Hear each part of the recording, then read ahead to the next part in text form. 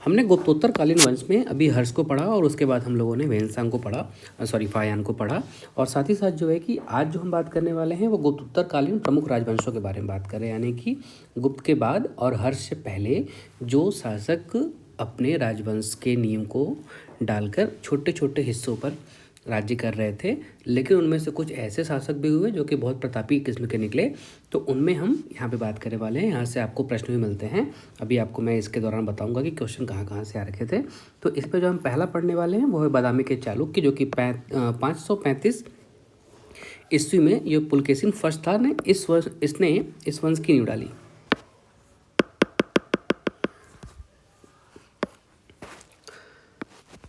हमने गुप्तोत्तरकालीन वंशों में अभी हर्षवर्धन को पढ़ा है और आज हम बात करने वाले हैं गुप्तोत्तरकालीन प्रमुख राजवंशों के बारे में, यानी कि गुप्तों के बाद और हर्षवर्धन के पहले के जो राजवंश रहे, जो कि छोटे छोटे क्षेत्रों पर अपना अधिकार करके वहाँ अपना राज्य शासन करते थे। और साथ ही साथ कुछ राज्य उसमें ऐसे भी हुए जो कि बहुत प्रतापी किस्म के भी हुए, उससे हम नीचे देखेंगे। और यहाँ से जो क्वेश्चन आते हैं वो भी आपको मैं डिटेल करता चलूँगा।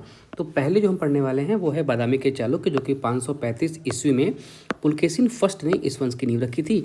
और इसके पहले ये लोग कदम्ब राजवंश, मैंने आपको बता रखा था कदम्ब राजवंश, अगर आप रिलेट कर पा रहे हो तो इसके सामंत थे। सामंत का मतलब होता है अगर किसी बड़े राजवंश या राजशाही घराने में कोई वहाँ की देखरेख कर रहा है, वहाँ का शासन प्रशासन की व्यवस्था देख रहा है, तो वो लोग सामंत कहे जाते थे। या कभी कभी क्या होता था कि वो धार्मिक या प्रशासनिक अनुभव के आधार पर राजा को प्रशासन करने में सहयोग किया करते थे। बादामी वंश का जो अंतिम शासक था वह कीर्तिवर्मन सेकेंड था, जो कि आपसे पूछा जाता है। इस वंश का जो प्रमुख शासक है वो पुलकेशिन सेकेंड है। पुलकेशिन फर्स्ट ने नींव रखी थी इस वंश की, और पुलकेशिन सेकेंड जो है वो सबसे प्रमुख शासक है, जो कि हर्ष यानी कि हर्षवर्धन का समकालीन था, यानी कि उसके साथ साथ ही भी शासन कर रहा था दूसरी जगहों पे। पुलकेशिन सेकंड के ऐहोल अभिलेख में, और जो ऐहोल अभिलेख का रचयिता है वो है रवि कीर्ति जैन, इसने ही जो है कि मेहुती जैन मंदिर का भी निर्माण कराया था। रवि कीर्ति जैन आपसे पूछा जाता है, ऐहोल अभिलेख में इसने लिखवा रखा है, और ऐहोल अभिलेख में ही इसके उपलब्धियों का विवरण भी है। किसके? पुलकेशिन सेकंड के। पुलकेशिन सेकंड ने कोंकण क्षेत्र के मौर्यों को पराजित कर दिया था, ये एक फैक्ट है जो कि आपको याद होना ही चाहिए। और ऐहोल लेख में हर्षवर्धन की हस्ती सेना का बड़ा चर्चा है। हस्ती सेना का मतलब होता है जो हाथियों की सेना है उसे हस्ती सेना कहा जाता है, और यह सेना सामंतों के द्वारा जुटाई गई थी। मैंने बताया ना, शासन प्रशासन में बहुत सारे लोग छोटे छोटे हिस्सों पे अपना अपना हक जमा काम करते थे, और ये सामंत हुआ करते थे उनके।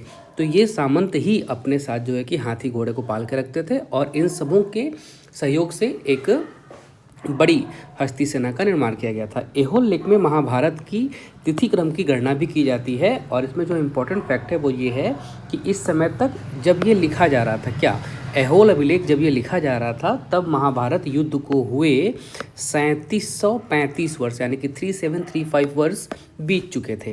ध्यान रखिए, इसमें हम पल्लव राजवंश को देखने वाले हैं। इसका संस्थापक जो था वो वप्पदेव था।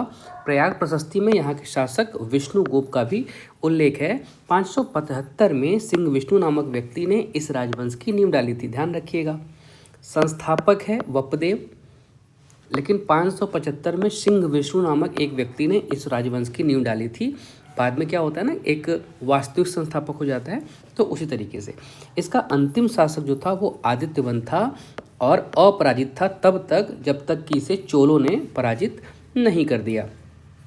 वेंगी के चालुक्य देखिए, गड़बड़ नहीं होना है। बादामी के चालुक्य हों, वेंगी के चालुक्य हों, या अभी आपको नीचे एक और देखने को मिलेगा वातापी के, वो आपको कंफ्यूज नहीं होना है। तो वेंगी के चालुक्य हैं, इनका संस्थापक कुब्ज विष्णुवर्धन था। कुब्ज विष्णुवर्धन इसका संस्थापक था। किसका? वेंगी के जो चालुक्य हुआ करते थे।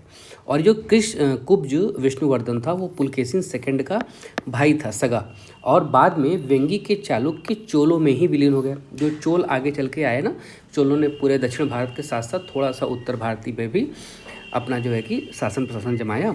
और चोल शासक राजराज के समय पर शक्तिवर्मन ने अपना शासन चोलों में विलय कर लिया।